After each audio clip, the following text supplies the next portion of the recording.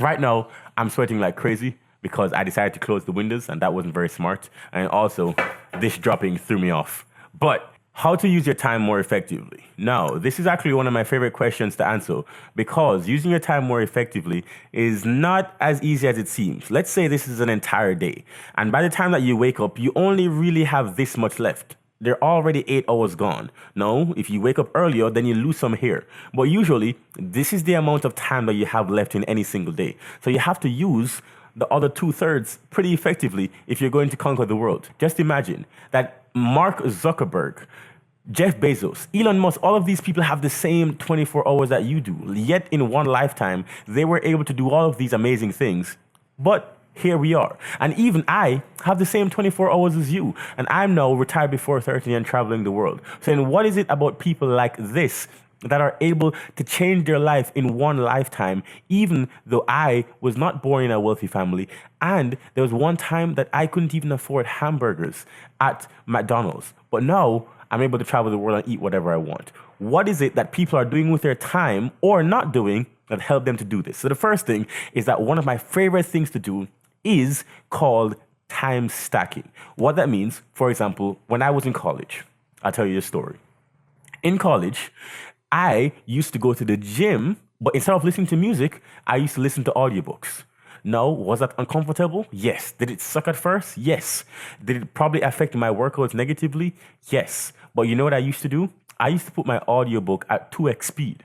And so then if the audiobook entirely is maybe 5 hours long and I put it on 2x speed, that means I can be finished with an entire book in only 2 workouts.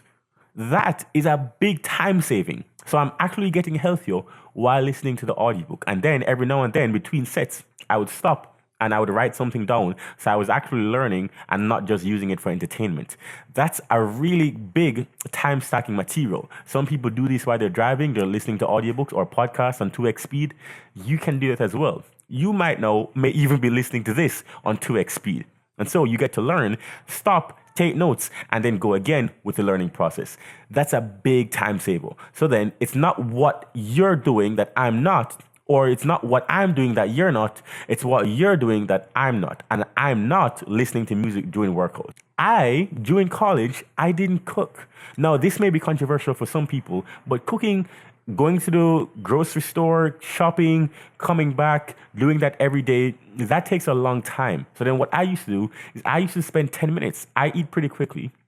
And I would go to the Chinese store, and there's some people who think that Chinese food isn't healthy. Okay, your Chinese food might not be healthy, but I found a place that actually did cooking right in front of you. They would do chicken, rice, and vegetable, and they would do it so it was very well prepared right in front of you.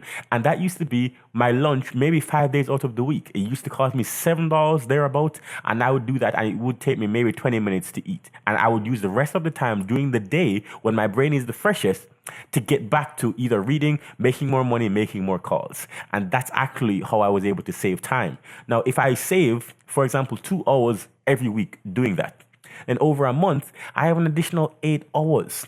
And over a year, just imagine the savings. I have perhaps an entire week on you to work. That is an incredible time saving. If I were to do that continuously, I would be kicking your ass every single time, just because I had more time than you. I had an extra 2 weeks at the end of every year. It's really that simple.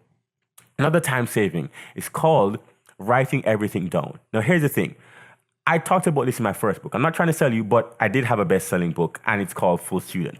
And one of the things that I talk about in that book is writing everything down, because most people don't realize that you forget about 70% of whatever you learn within 3 days, because the brain actually sucks at memory.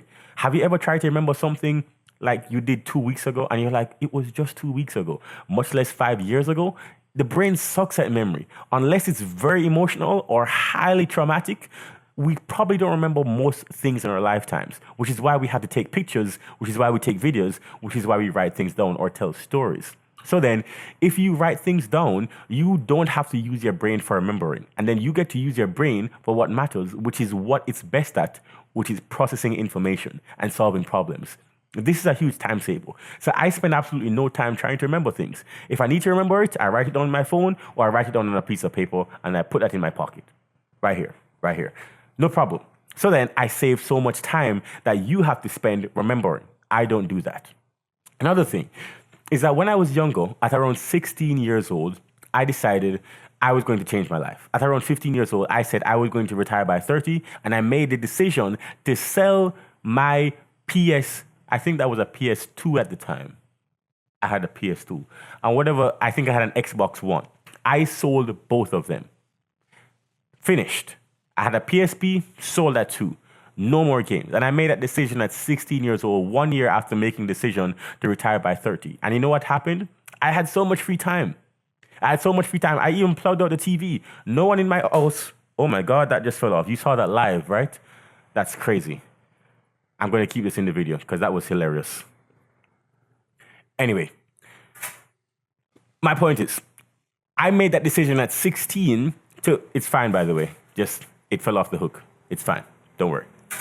I made that decision at 16 years old so that I would have to find something else to do with that time. And that made a big difference because now I had 3 hours, 4 hours, 2 hours every single day that I would have been playing those video games. And even on a Saturday morning, I would get up, I'd start playing video games at 7 o'clock. Now what was I going to do at 7 o'clock in the morning on a Saturday? I had to find something else to do. And guess what? I did. I found something else to do, and I filled it with reading, with trying products, with trying to grow businesses. And I did that at 16 years old. So then you're probably spending your time watching movies. You're probably spending your off time playing video games. That 2 hours that you spend every day, or that 1 hour, if I stack that up over a month, I have an extra week on you to do whatever I want to do to progress my life. That's how I found more time as a teenager. During school, I'll give another example.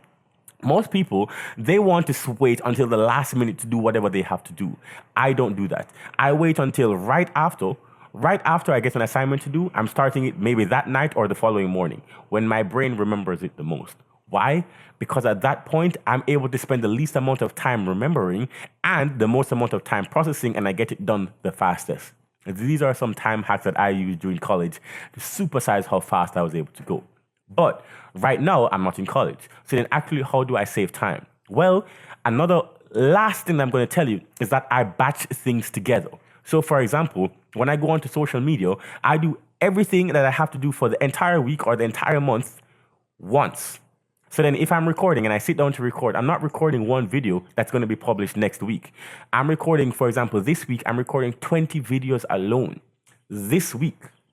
So I'll sit down and I'll just go through them one by one. If I'm editing, then I'm just editing. If I'm uploading, I'm just uploading. That's all I'm doing. So I'm doing batch topics at one time. Every time I post onto Instagram, I'm doing batch posting. So then once I post, I'm on to the next topic. I'm on to writing a book, or I'm on to calling or dealing with a business or dealing with some type of other task. Batching helps you to do so much because your brain only focuses on one task at a time. Every time that your brain switches tasks, you actually lose a little bit of efficiency. What does that mean? When your brain switches from here to here, you can imagine it's like going from one river stream to another. But in between, you have to switch currents and you lose that bit of energy. I don't lose that bit of energy because I stay in one stream for as long as possible and then switch when it's actually done. Switch at the end of the task, not when you feel tired. And that's been a big time hack for me. Right now, I'm sweating like crazy because I decided to close the windows and that wasn't very smart. And also, this dropping threw me off. But if this is if you found this video helpful, I'm being a goofball on camera, it's fine. If you found this video helpful and you actually realize the value of what I'm saying, then I actually have some more videos for you because I'm actually not going to shoot this video again. I'm going to publish it just like this because life isn't perfect. All right, I'll see you in the next video, guys, and I'm going to put my chain on so that you can actually see it in the next video that's published. All right? Peace out, guys.